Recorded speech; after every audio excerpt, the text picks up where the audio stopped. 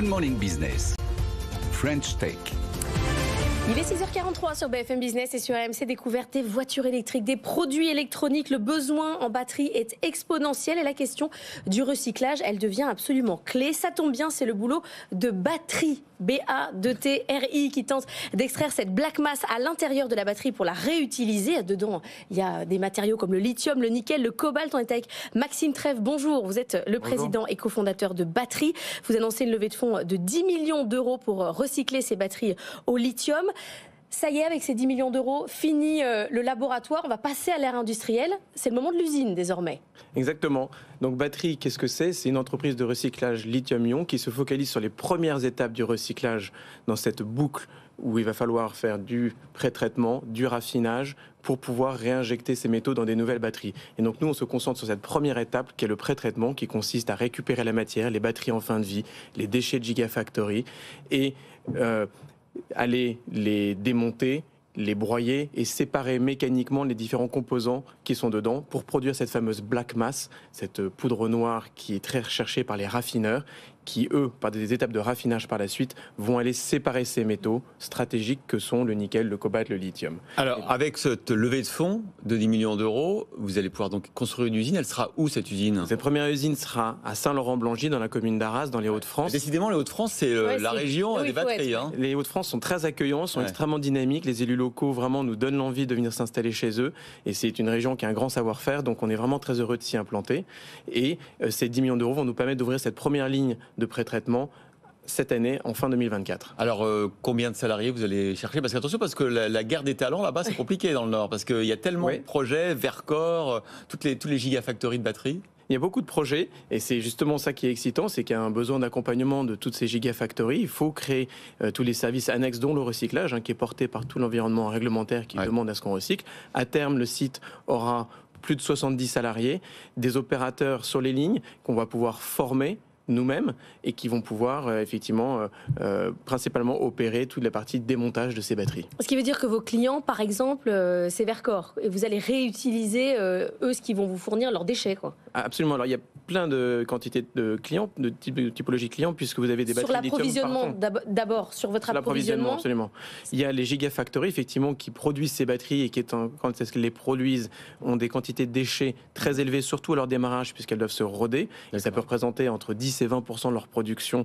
Donc ça représente des quantités très élevées. Ça représente 1000 tonnes de déchets par gigawatt produit. Donc on parle de centaines de gigawatts dans les Hauts-de-France.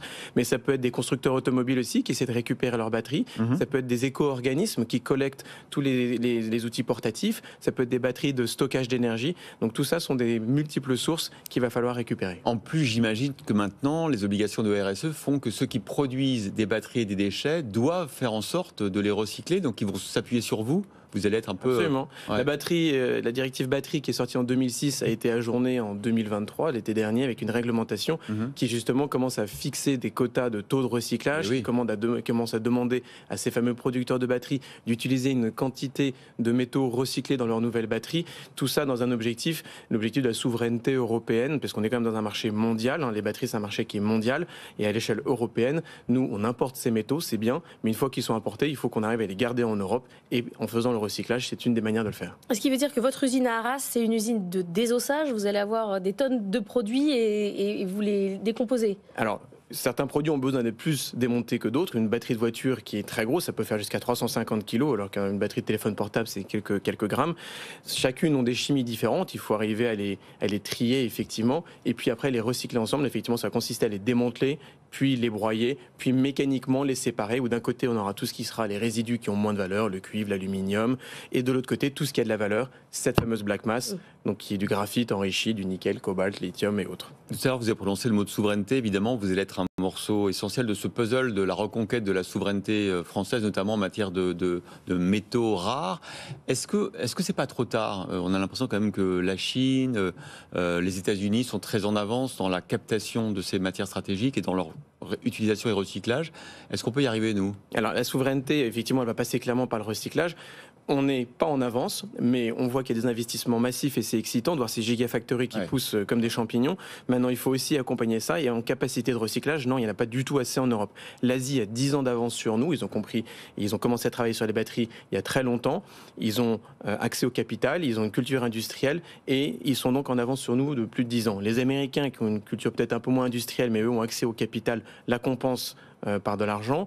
Ils ont, je dirais, 5 ans d'avance sur nous. Et nous, les Européens, qui avons des réglementations très strictes, commençons seulement à industrialiser, mais on a compris, on investit. Et comme on a une culture en Europe que je trouve extrêmement forte industriellement parlant, on est très fort en industrie, je pense qu'on a tous nos atouts à faire valoir pour justement être compétitifs. Et il faut créer cette capacité de traitement qui n'existe pas aujourd'hui en Europe.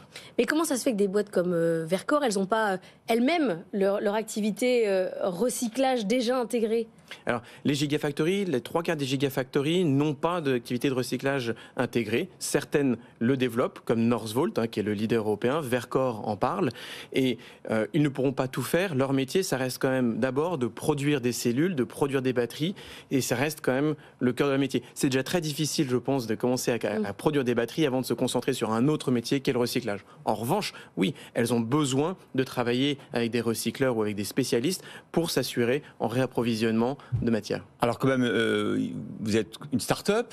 Est-ce qu'on peut lutter face à des grands qui commencent aussi à s'y mettre ? Il y a ce projet Suez avec Eramet. C'est quoi la valeur ajoutée d'une entreprise comme la vôtre, qui est une entreprise naissante dans ce métier du recyclage ? Il y a un besoin cruel de capacité de traitement en Europe. Et en Europe, en France. La France va se positionner. Eramet et Suez ont annoncé un projet commun qui démarrera mi-2025. Suez sur le pré-traitement, Eramet sur le raffinage. Nous, on accueille vraiment à bras ouverts tous ces projets parce que je pense qu'il y a bien plus de besoins. Il y a bien plus de besoins que de capacité aujourd'hui. Donc, on a besoin de bien plus que Suez. Il y a d'autres projets qui sont annoncés et j'espère qu'ils verront le jour.